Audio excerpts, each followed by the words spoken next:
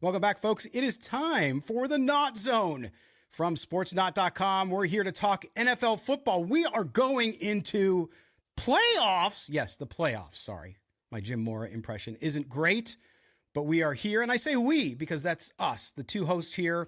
I'm Scott Gulbransen, editor, writer at Sportsnaut.com, joined by my colleague, the founder over at Los Angeles Football Network, Mr. Ryan Dyrud. And we're here to talk about all things NFL. Do us a favor before we even get started. If you're finding us live here on the premiere or you come across this video on the channel, do us a favor if you would. We really appreciate it. And that is subscribe to the Sportsnaut YouTube channel. Also, don't forget to hit that notifications bell. That way, every time we go live, which is with this show every Wednesday at 4 p.m. Eastern Time, 1 p.m. Pacific, all year round. We're not stopping for summer, spring, all that stuff. This is all about NFL football. So go ahead and do that, and that way you'll know every time we have a new video. It's Wild Card Weekend, and we're here to talk all about it. So we'll get into some of the matchups. Of course, the breaking news, we had Black Monday. We had Mike Vrabel fired on Tuesday. A surprise. Arthur Smith of the Falcons let go as well. The coaching changes will continue, Mr. Dyrud. I think the Vrabel is the biggest surprise to me, only because there was some talk that they were going to have a meeting and he might not want to come back, and that there was a chance they could trade Mike Vrabel. And then all of a sudden we get to midday Tuesday, mid-morning, and Mike Vrabel's fired and instantly goes to be, I think, one of the top candidates available in the NFL coaching pool. Yeah, absolutely. What's up, Scott? Happy to be here. Yeah, it's interesting too, because I'm trying to, I've been on air for the last 2 hours, so I could have missed something. But I feel like when I saw the notification, it was interesting that, Adam Schefter tweeted fired, and then Ian Rappaport tweeted mutually parting ways. So I'm curious kind of what the actual, if it was just, it's run its course. But to your point, he becomes kind of the hottest name, not Jim Harbaugh. And so you'd think they'd have some leverage to trade him and get some assets back. When you look at, Sean Payton with New Orleans, retired, gone for a year. They still owned his contract. The Broncos had to give up a first-round pick to go get him. I mean, if you're the Titans, you could probably have gotten something for Vrabel, which I'm sure we'll talk about him being the favorite if New England does move on from Belichick or what that looks like. A team may have given, even if it's a fifth-round pick, you're getting something out of it. So I am interested to see that they ended up just moving on and kind of giving him a little more freedom. Now, you may know more than me. There may still be some stipulations of what he can and cannot do in terms of the hiring. But at the surface, it seems like he's a free man and kind of pursue whatever he wants. Yeah, I would think so because he was fired. I did a story this week on Wink Martindale, the defensive coordinator of the Giants, who resigned, right? He still had a year left on his contract, and he resigned. And in his case, technically, the Giants can block him from going to other NFL teams. They have to give approval because he quit and he's under contract, versus Mike Vrabel being fired, meaning involuntary.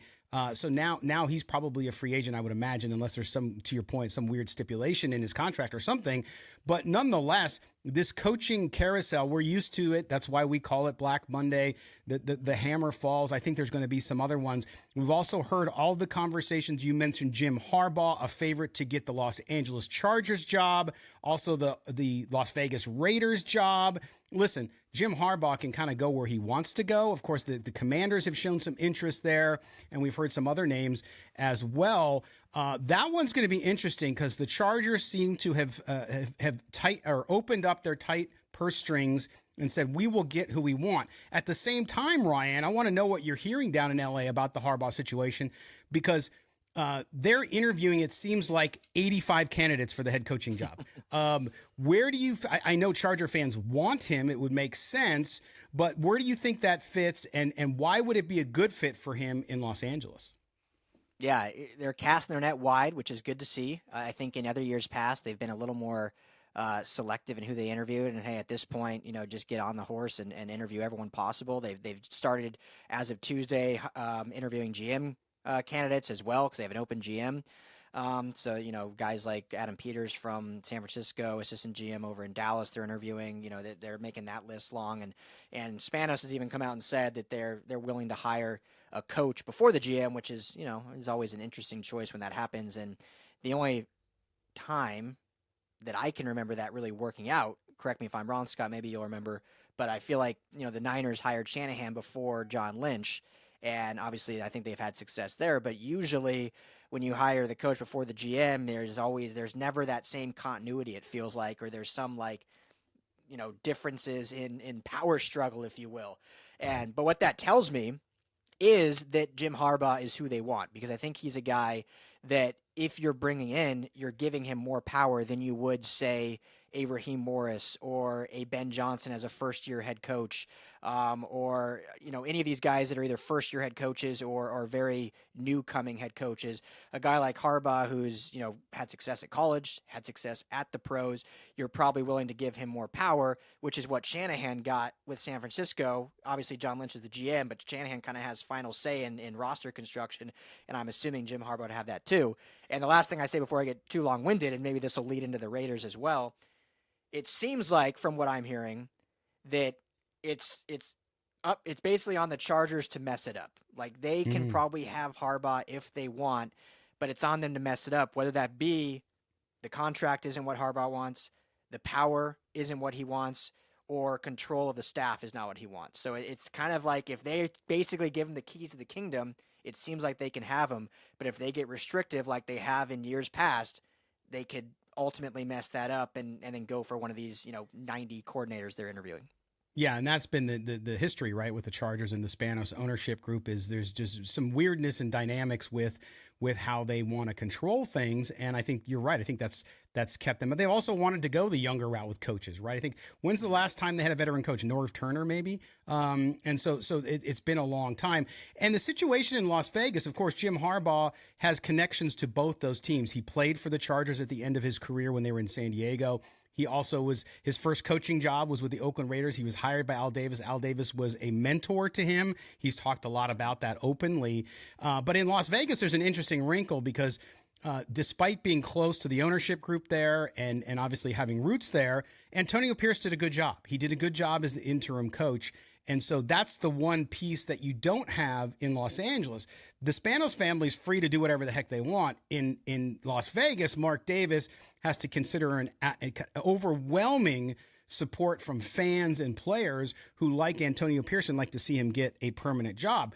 But as I've said, as you guys know, I do a Raider show too. As I said, look, if you can get Jim Harbaugh, that's the one guy I would pick ahead of Antonio Pierce, only because of the fact of his record. And of course, he just won a national championship on Monday night in college.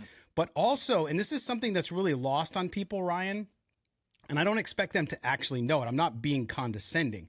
But when you hire a coach, it's also who they can bring in on their staff. And that's not equal across people who've coached for 20 years or coached for 1 year. It's a connection thing. It's an experience and a relationship thing. Jim Harbaugh has a record of developing phenomenal assistant coaches. You look at Mike McDonald with the Baltimore Ravens, who runs their defense right now. He's a former Harbaugh assistant.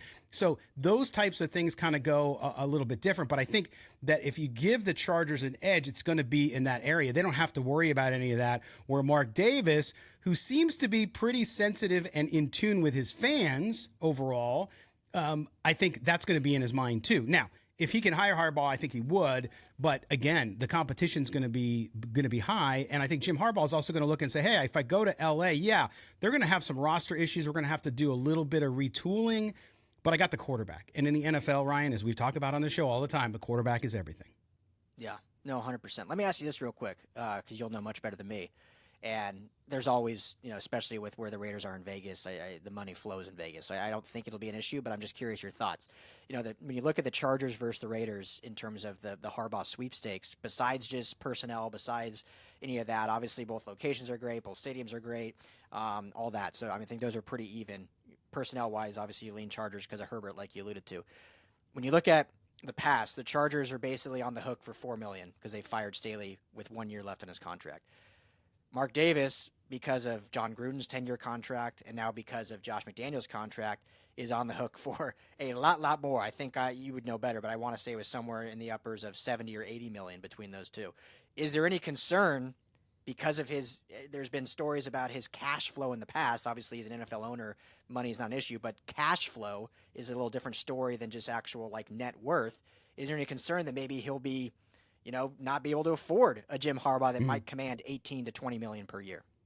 Yeah, I mean, listen, I think that's something people talk about a lot, and it makes sense, right? You think, wow, you're doling out all this cash for coaches that aren't even there anymore. But the reality is it's not Mark Davis's personal money, okay? And so, like, for example, use the Spanos family, since we're talking Chargers Raiders. Spanos family, one of the wealthiest families in the country, right? Their business in building properties, development, apartments, all that stuff. They are worth more than Mark Davis will ever be worth personally. But the difference is, if you look at where the Raiders were before they moved to Las Vegas, their value, their franchise value in the NFL was, I think, 30th or 29th. They are now the 6th most valuable franchise in all of American sports after the move to Las Vegas. And that is because of the corporate dollars that came in when they moved to the new stadium, all the deals that they got to cut that they couldn't cut in Oakland. So it definitely has to be on his mind. And if you look at that, and that's the point with Pierce too, you look at Pierce and you say, well, yeah, if I can get Harbaugh, maybe I do. And maybe he bites the bullet and he doles out the cash. But at the same time, am I better off going, quote unquote, on the cheap and going with a guy who's kind of proven himself a little bit in the NFL and would be a guy that the players would play hard for and the fans like? So that's the decision making, and financial has to be a piece of that. So it'll be fascinating to see how it all goes down. I would imagine Harbaugh would make a decision, and the NFL process with the Rooney Rule, all of these teams have to go through a formal process. You can't just go out and hire somebody. So it's going to take a week and a half to 2 at the very least. Some of the coaches that are interviewing now are out of the playoffs. If there's guys in the playoffs that people want to talk to, they have to wait on that. So we'll see how it goes. But I would imagine Harbaugh will be off the market pretty quickly. That's all saying he leaves Michigan, which I think he will. So we'll have to see. Ryan, when you look at the other coaching vacancies out there as well, we're still waiting for the other shoe to drop in New England with Bill Belichick and the Patriots, which appears to be at its end, but who knows? And then you have some other roles around the league too. When you look at the jobs out there that are available, what's the most appealing to you? Oh man, it's a great question. Let's go through them first so we're on the same page. So you got Tennessee now is open. You got Atlanta is open. You got Washington is open. Chargers and Raiders are open. Am I missing one? No, you got it. I think that's it. And then so far, most likely the Patriots. The Patriots, correct. To me, the Chargers, but I'm going to go a different direction. But to me, the Chargers is still just because of Herbert and because the new facility in El Segundo, because of SoFi, because of LA. I think overall that outweighs ownership, which I know they're the ones that cut the checks and they have their hands on everything. So there's definitely a factor there. But I think overall that still is the most attractive job. Outside of that, though, and this is no knock on the Raiders because I think they're obviously a historic franchise and you cover them, but I think Tennessee might be when you look at it seems like they have their quarterback in Will Levis, showed a lot of promise early on. They have a formidable, I think, overall franchise. I know Derrick Henry gave his goodbye to the fans, so they're moving on, but they drafted a good running back in Tajay Spears. They've had an overall very competitive defense in the Mike Vrabel days. So I think there's a lot of intrigue there. Washington is intriguing because with new ownership now, it seems like they're willing to turn over every. Oh, I forgot Carolina's the other opening. Carolina, they're definitely not. They're definitely not the most attractive. So we don't even need to bring them up.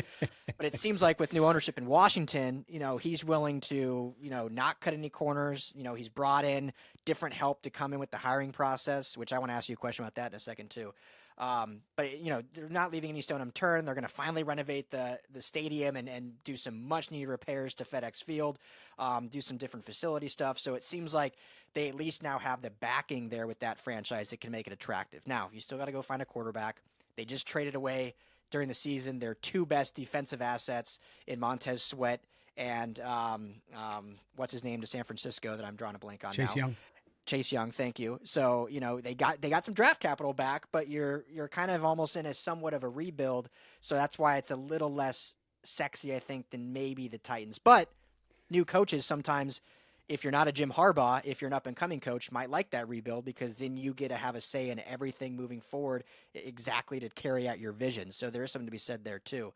I don't want to talk about every team, so I'll toss to you. What do you see as the most attractive? Yeah, and see, I think that it all depends on where the coach is. To me, it's where the coach is at in their career. So if it's a Ben Johnson from Detroit, for example, this guy would be a first-time head coach. Listen, the pressure to win immediately in the NFL is there, even for guys like that. But I will say this: if I'm him and I look at the Washington job, I say, okay, I get to draft a quarterback, I get to build kind of up from where they're at. Got new ownership who's got the pocketbook, all the kind of stuff you would want from an opportunity to grow into. If I'm Jim Harbaugh, I think you're right about the situation. I want a team that's further along. I want a team because I'm 60 years old and my goal is to win a Super Bowl. My goal isn't to cut my teeth and prove myself as a head coach and build a team over 5 or 6 or 8 years and eventually become a Super Bowl or go to another team or whatever. That's not his goal. He's going to want to get in there. And he's also a fast turnaround guy. So if you're a fast turnaround guy, yes, in 2011, he took the 49ers from 6-10 to the NFC Championship game the next year, okay? But they had their roster was somewhat like where the Chargers were. They just needed some pieces, put it together, the right guy in charge, and they go. So I think from that perspective, you look at those jobs differently, right? So you look at the Charger job, you look at the Raider job, which is different, but then you look at the Carolinas, the Washingtons. Those jobs to me are a different kind of build, but was still with great opportunity. So if I'm a younger guy, you might think I'd want the job that gets me to win faster. And sure, if you can get it, great. But I think that the competition for those jobs are going to go to people who have the more experience. So I agree with you though. I think Washington. And you know what? Let's talk about it right now, Ryan, because I think. And it's going to sound crazy. I think if the Eagles are one and done in the playoffs, Nick Sirianni could be fired. As crazy as that sounds, that he seems to have from the outside perspective. And if I'm ignorant on this, the Philly folks can tell me.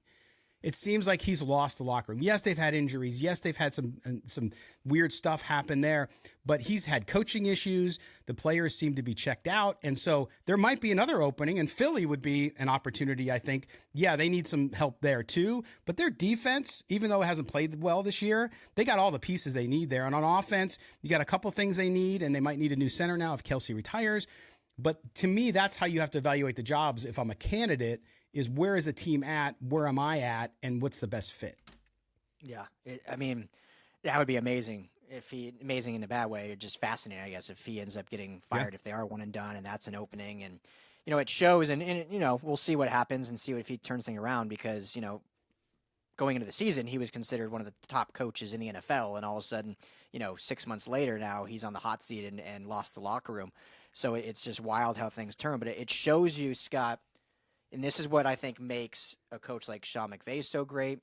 What I've talked about, Kyle Shanahan, I think is a little overrated, but I think this is what makes him really, really good as well, is that when you're a coach and you lose your coordinators, how are you able to replicate success year over year? And, Correct. We see McVay all the time. Every year his coordinators are plucked. Probably going to be again this year with Raheem Morris. Lost Kevin O'Connell just recently. Lost Brandon Staley. Every year. Shanahan continually loses coordinators. Mike McDaniel gone. Bobby Slowick, wasn't a full offensive coordinator. But obviously Houston's head coach is doing a great job. DeMeco Ryans. So the fact that they're able to stay competitive in that. And when you look at Philly, how much of that success was solely on Jonathan Gannon, who's now the Arizona head coach, and I'm just horrible with names today. I think I've been on air too long. Indianapolis Colts head coach right now, who was Shane the offensive Steichen. coordinator. Thank you, Shane Steichen. Yeah. And I love Shane Steichen. But how much of that was them predicating success versus Sirianni? Or how much was it just Sirianni, missing the boat on who he promoted to the coordinator positions once those guys left? And that's something I think too, and this is getting down a rabbit hole, but what's always interesting with McVay, and I think Shanahan to an extent as well, is when they've lost coordinators, I can speak more so on McVay, the thought is always, okay, you lose this coordinator, they're going to promote from within. Like, right, you lose Kevin O'Connell, they'll go, promote Thomas Brown, who was the running back coach at the time. You lose Brandon Staley, they're going to promote Joe Barry, who was the linebacker coach. Almost every single time, I want to say it's almost 100% of the time, McVay actually goes out of the well and brings in someone else. He brought in Kevin when LaFleur left for the Green Bay head coaching job. Well, originally he went to Tennessee to be an OC and then went to Green Bay. He brought in Kevin O'Connell from Washington. When Kevin O'Connell left, first he brought in Liam Cohen, then he brought in LaFleur's brother from the Jets. when Brandon Staley left, instead of getting Joe Barry, he went and brought in Raheem Morris to replace him. So I think there's also something when you've built a culture and built a system and you lose part of those keys, sometimes you want to bring someone else in with differing thoughts and opinions that can strengthen your culture instead of just retreading some guys that maybe had less power before, now are given more power, but maybe aren't quite ready to yield that power. And that's no disrespect to Brian Johnson or Sean Desai or Matt Patricia, who's calling the shots now. But there's something to be said, I think, when you bring in new voices, it kind of challenges you as a head coach, and then in turn, show success. And so I think if you're Nick Sirianni and he is retained, he's going to need to look at that McVay-Shanahan model of how he kind of rebuilds what he's done with the Eagles. Yeah, and it goes back to what I was talking earlier when we were talking about Harbaugh and the Raiders job versus Antonio Pierce, and that is those networks, right? Those people that you know. It's not that all of coaches don't have them, because they do, but a Sean McVay, having won a Super Bowl and gone through what he's gone through, he can call Raheem Morris and say, hey, I know you're a DC here, and you were an interim head coach yourself in Atlanta. You're a DC here, but I want you to come be part of what we're doing here. That call has a lot more weight than a guy who's a first-time head coach that says, hey, Raheem, I'd like you to come to Carolina and be the defensive coordinator, a lateral move. Raheem Morris knows that it's a different ballgame. And that's not a slight on the younger or more inexperienced coach. That just is what it is. So I think you hit on it there, which is those programs that can fill those roles. You talked about San Francisco. You talked about the Rams. We've seen it other places too. That's because they're able to tap into, and those jobs, because of who they are appealing to people, even in lateral moves. So it'll be fascinating to see how this all sets up. I think, too, Washington, by the way, one last thing on the Washington opportunity, Bob Myers, who was the executive who built up and helped the Golden State Warriors of the NBA win those championships, is now there going to oversee the business operation. So they added somebody. Yes, he's got NBA, not NFL experience, but it goes to show that the Washington ownership group is serious about changing their culture and finally turning that thing around there. So it'll be a great opportunity, I think, for somebody who's looking for that type of opportunity. By the way, we talked a lot about these coaches, and so much of what happens in the NFL today, Ryan, around success, as we mentioned, is the quarterback position. The national championship game, we saw two quarterbacks who have been touted as draft picks this year, Michael Penix Jr. and, of course, J.J. McCarthy from Michigan. Penix Jr. in the semis went nuts, and so all the prognosticators had, hey, this guy now suddenly catapulted himself into perhaps even the top of the first round. And then, of course, didn't have a great game against Michigan. Michigan pressured him, and he got injured. And then J.J. McCarthy also, of course, has not had a great end of the season, including into bowl season, although he won a national championship, so how bad could it be? But you look at those two guys, and I think the narrative is interesting here, and I want to get your take on this, because Michael Penix Jr., people say, oh, he'll be a second rounder. Then semifinals, oh, he's a top 5 pick. Now he has a tough game, and everybody's like, oh, he'll probably be a third-round pick. It's really interesting because, as you know, going to the combine and everything, NFL scouts don't go with the up and down of the mood of the media or of fans. They look at the player, they evaluate them based on film, they evaluate them based on workouts. So these guys, did they help themselves? No. Did they hurt themselves is the bigger question. Everybody thinks they did. I don't really think that's true. Yeah, I agree. It's any franchise making a multi-million-dollar investment into the most important position should not be basing that decision on one game. Now, obviously, it's the biggest game of the college season, and you can take some things from it. But I think a lot of those things, if you've been watching, you would have noticed before. And we kind of talked about it last week, Scott, about how specifically with Penix, the arm talent's there, right? The smarts are there. Like, he has all those, but it was going to be very kind of scheme and situation dependent for him to be successful. You don't plug him into a team and just say, hey, go be Patrick Mahomes and fix things, or go be Caleb Williams and be great. Like, he needs to have a good offensive scheme. He needs to have a good offensive line. Like, those that I know a lot of people probably didn't watch Washington football, but they ended up winning the award for the best offensive line in college football. It's a lot easier to be a good quarterback when you have a tremendous offensive line. We've seen it from the likes of Dak Prescott. We've seen it from Brock Purdy. We've seen it from all these different quarterbacks in the NFL, that when your offensive line is great, you have a better chance to be great yourself. And when you're getting blitzed and rushed a lot, it's difficult to be successful. So other quarterbacks can, like Josh Allen, like Mahomes, like Herbert, I think can still be successful without elite offensive lines. Michael Penix is going to have investment in an offensive line and scheme. Anyone that's been watching his film should have known that before the national championship game, but a lot of people either didn't watch Washington football or just are too reactionary, which is the way the media is with everything. So I don't think it hurt him too much. I think it probably maybe hurt him a little bit. Maybe a team that was thinking of trading into the top 10 to take him at like 8 or 9 might say, okay, we can probably get him at 14 or 15 now. I think that's the case. Maybe he slides all the way to the second, like kind of Will Levis did last year. It wouldn't shock me, but it would surprise me. I think he still goes in the first round because of the upside. Now, obviously, some people said he's off their board completely because of the injury history. But, teams always surprise you. With J.J. McCarthy, and they'll toss it back to you. These are college kids, so I always try to be careful what I say. I never want to be disrespectful.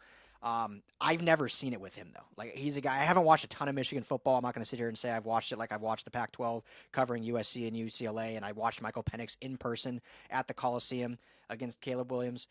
I haven't watched to that level of J.J. McCarthy, but in what I have watched, I've never seen anything pop off that says this is a guy that's a franchise quarterback. Now, he's very, I think, he's got the build, obviously. He does have arm talent. And he does a lot of the little things well that probably are why people are seeing the ceiling of him. But with that system, with the offensive line he's had, 2 straight years of the best offensive line in football. This year, the runner-up to Washington.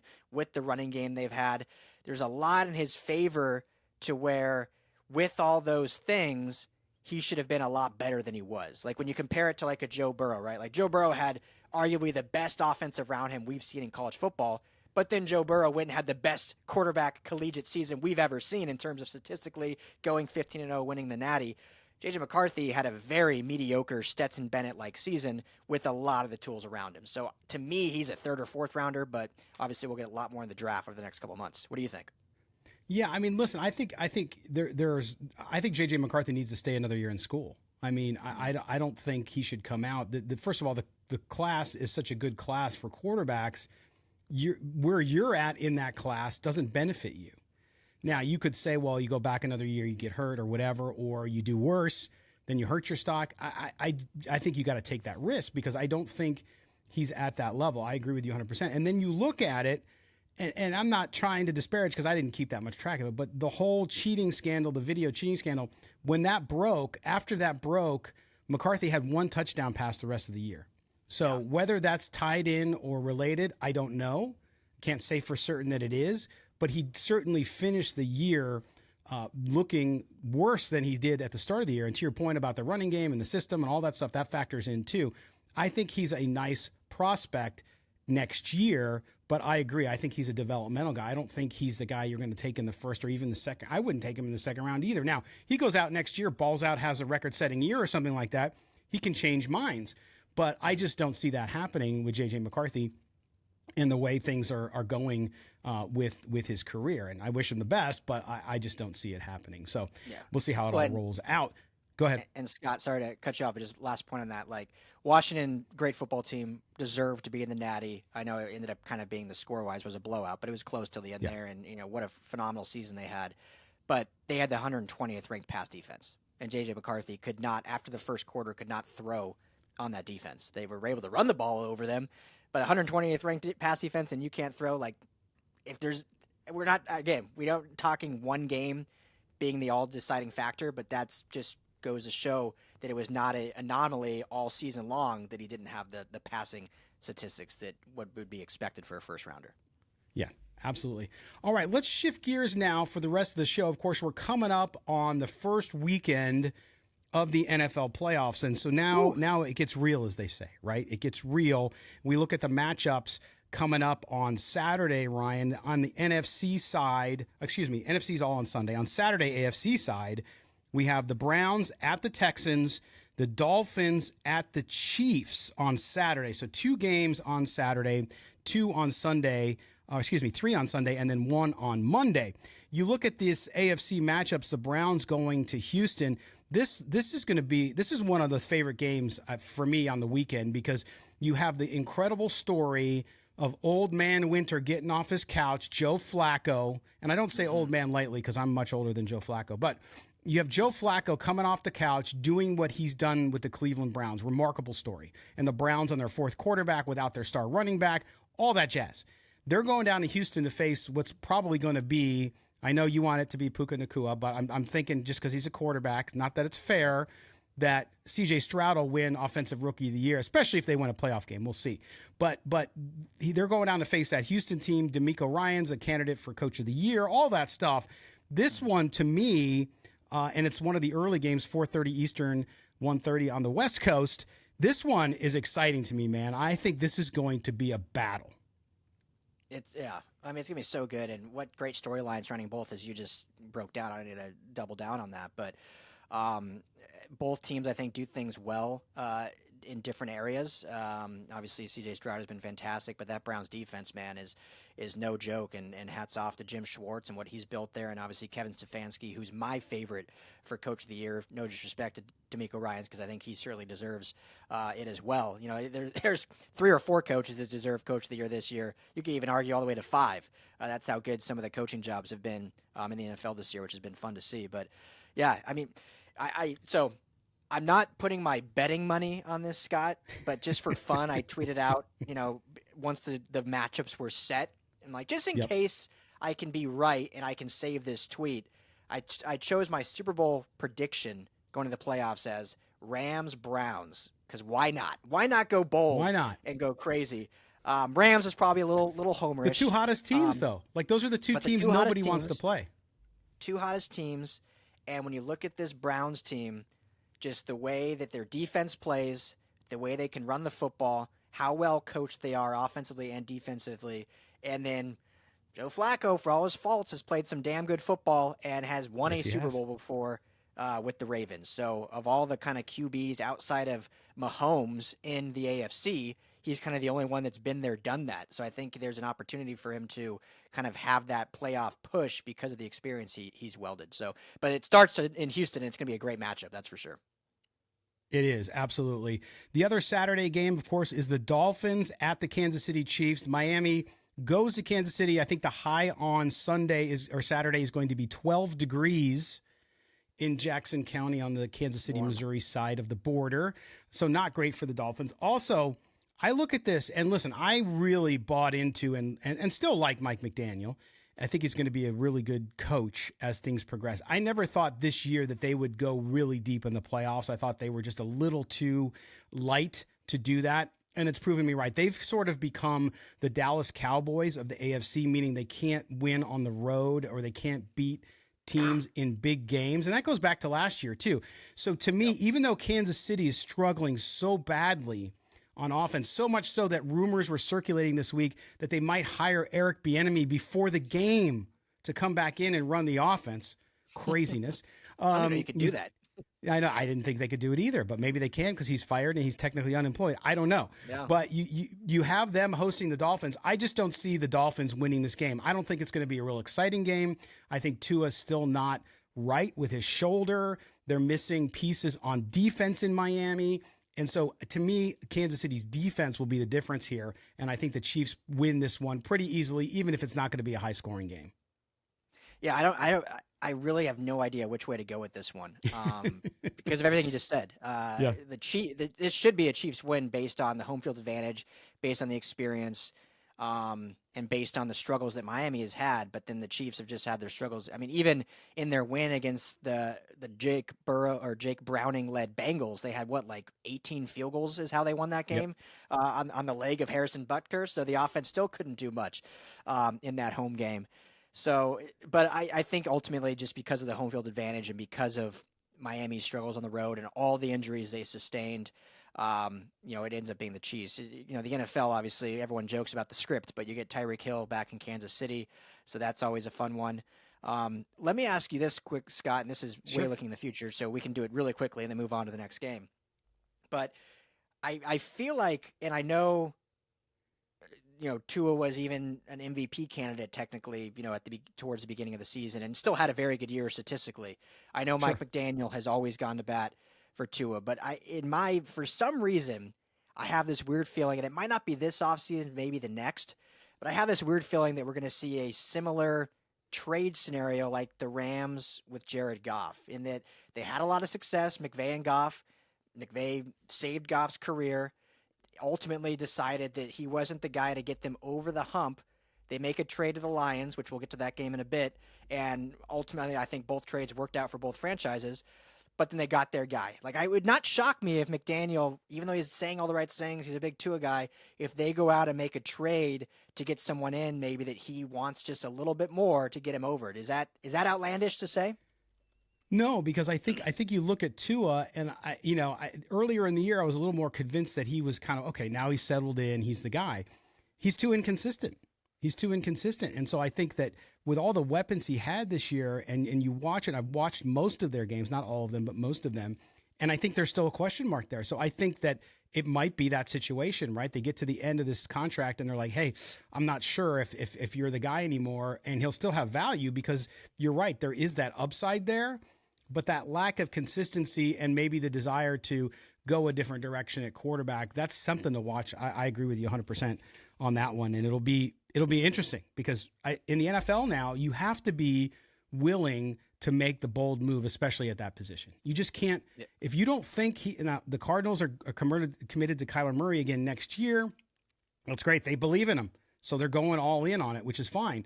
But some of these other guys, we've seen it. I think you're going to see more turnover with guys who've had some success, but they're not, everybody's looking for that guy who's going to be the next Mahomes, going to be the next Aaron Rodgers, whoever that is going to be that franchise guy without question, MVP candidate type stuff, even though Tua was that, like you said, earlier in the year. He just hasn't been able to sustain it, so it'll be interesting. All right, we look at the other games. Go ahead. Remember, sorry, last thing. I'll be quick. Yeah. Remember, that same draft class, Joe Burrow went first, Tua went fifth, Herbert went sixth. Both the Bengals and the Chargers already locked up Herbert and Burrow long term before entering their fifth year. Tua is entering his fifth year, still on his rookie contract. So maybe they don't even know, and they're kind of in the back of their minds like, we got to see a playoff win before we commit, a monster contract to this guy.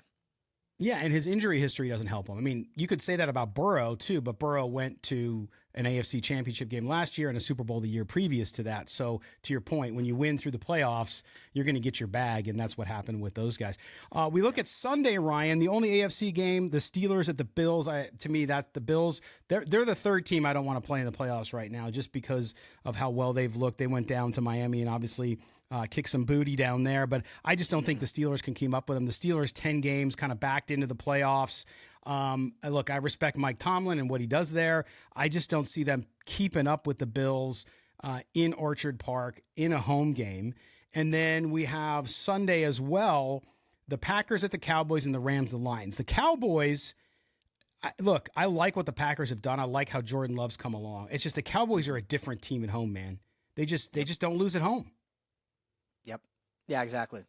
We talked about it last week. It's a team, if they're at home, I like them a lot. If they're on the road, I don't like them a lot. So similar to Miami. But at home against a Packers team that, I think had a really good year based on the talent they had. I think LaFleur job coaching there as well. You mentioned Jordan Love, kind of how he's now kind of stamped that he is the franchise quarterback of that organization, but it's just, it's not going to happen yet. And I think the Cowboys are just too strong at home in the Big D. Agreed. Then on Sunday too, the night game is the Rams at the Lions, and not just because you're my man and you're with me and you cover the Rams. I'm calling the upset here. I really am. I like Detroit. I just don't like the way they ended the year. And I know it's a great story for Detroit. So many years they've been waiting, and this team was so good at the beginning of the year. I'm just questioning at where they're at. They just seem to have lost a little bit of that steam, a little bit of that mojo, and I think the Rams just match up well against them. Yeah, no, I agree. We were saying on our Rams show last week that the matchup for the Rams was much better with the Lions. So that's what we wanted to happen. We wanted this game, not just for the storylines and, Goff and Stafford and whatever, but just purely for football. The matchup was better than having to go to Dallas, like we just said, and play in Dallas. But there was part of me that, man, as a fan of football and the history of the game, that wanted the Lions to be able to play someone else so they could win at least their first playoff game and then play the Rams in the divisional or the championship round. Obviously, that can't always happen. But, yeah, I just think the Rams are going to this game outside of Jordan Fuller, who's day-to-day. They're basically fully healthy.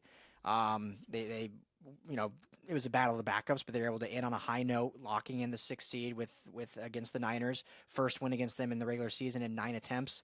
So they kind of got that monkey off their back. And you mentioned the Lions, Sam Laporta gets injured, and I know they said there's an outside shot he plays. I don't see any way of that happening. And Raheem Morris, we'll see what he's able to dial up against, this Jared Goff led offense in terms of blitz packages and whatnot. So I agree with you. It's going to be a great game, great stories, but I do think the Rams match up better against them. I do too. So we'll see how that one goes. Also on Monday night. So we have a Monday night wild card playoff game, which is really interesting. The NFL trying to stretch it out over all 3 days, over 3 days, Saturday, Sunday, Monday. Keep it moving. That is the Philadelphia Eagles at the Tampa Bay Buccaneers. And we talked about Nick Sirianni earlier, this Eagles team. You keep waiting for them to kind of start to put it together, but it's just been brutal for the Eagles. And this, to me, is like a pick'em game. I mean, I think I could very easily see the Buccaneers winning this game, but I could also easily see the Eagles run away with it and win by 2 touchdowns. How do you see it, and who do you give the edge here in this Monday night matchup? Yeah, I mean, on paper, right, this seems like the worst game of the slate. But when you kind of think about it, it could end up being like the best in terms of it being a pick'em, in terms of what the ramifications could be if the Eagles lose, or even if the Buccaneers lose. And so it's fascinating to see. Now, obviously, if you ask anyone 6 weeks ago, you would take the Eagles in a landslide. But for some reason, something about this Buccaneers team, I know the offense has looked pretty putrid the last few weeks. But getting, what they've gone up against, the defense has really come on strong. It was against Carolina, but pitched a shutout to end the season. And, with Mike Evans and some of those guys and Baker just being who he is, like I kind of been leaning Buccaneers in this one just because of all the turmoil with Philly and the way their season ended. Yeah, and the injury, I mean, the finger injury to Jalen Hurts and just their inability to kind of get on the same page. There just seems to be way too much dysfunction happening with Philadelphia, and the fact that it's in Tampa Bay. Todd Bowles done a great job, I think, as coach there. This has been, no one expected the Buccaneers to do what they've done. And as you mentioned, Baker Mayfield, although he did not have a great game last time in Week 18, he's still been a great story this year, and we'll see how they roll down that one. So there you go. That's the slate. It's going to be a fun weekend. You can, of course, catch all the action and results of the action up on Sportsnaut.com. Of course, if you're a Rams fan, make sure you check out LA Football Network, where they will have wall-to-wall coverage of the Rams there and their tip to Detroit, the Matthew Stafford, Jared Goff story, which is great. And so it's going to be just a fun weekend, Ryan, along that one. And we'll recap, of course, all these games next week and talk about the divisional round, when the 49ers and the Ravens jump in and play the lowest seed. So we could see, if our picks held true, we could see the Rams playing the 49ers yet again, which would be interesting for a third time. Always great matchups there. And on the AFC side, if the Dolphins win, or if the Browns are the highest seed to win, which I think is how we've picked it, then the Browns would go to Baltimore, which would be an amazing thing because of Joe Flacco, who won a Super Bowl there. So many storylines around the players in these games, the Tyreek Hill and Kansas City, all that stuff. I'm all here for it, man. As much as I hate that the season's coming to an end, I love that it's the playoffs. That's the best time of year. And we were just talking on our show too. I know you know this, but it's kind of challenging weeks 16 and 17 because you're over the Christmas break. Everyone else is off, and us as working in sports, it's like the busiest time, have to stay on top of things. So it's nice now. We're past the new year. There's no more holidays on the horizon except for the Super Bowl. So our sole focus is on these playoffs, which is so much fun. Cool. That's awesome. It's going to be fun, and we'll be here to talk about it next week and have our opinions. It's going to be, I think, a great playoff, and just so many, again, like I said, storylines, and we'll be here for all of it. Make sure you do us a favor. Subscribe to the channel here. If you're watching for the first time, we appreciate you and welcome you. Hit the notifications bell so you know every time we're live as well. Check out sportsnaut.com and LAFB LA.com, the LA Football Network. If you're a fan of any of the LA teams, including all the college teams, that's where you go because that's the only place to go. That's the best spot for information on Southern California football. Ryan, it's always been fun, man. We'll be back live next week to talk about these games, and always appreciate you joining us, and we'll talk to you soon. Can't wait. Over under. Next week when we talk, will there be one coach hired by then, or is that still too early? Good one. That's a great one to close on. I'm going to say there will be one coach hired. I don't know where, but I think one team will be so impatient that they make a choice quickly. Yeah, and it's got to obviously be one not in the playoffs, so we'll see if it's Harbaugh or any of these other guys. But can't wait. Appreciate you as always, and same time next week, my friend. It'll be fun. We appreciate everybody being with us. Make sure you check out Sportsnaut.com, also LA Football Network, LAFB.com as well, where you can catch all the action there. For Ryan Dyrud, I am Scott Gulbransen. Thanks for being with us. Enjoy the weekend of football, and we'll talk to you next Wednesday.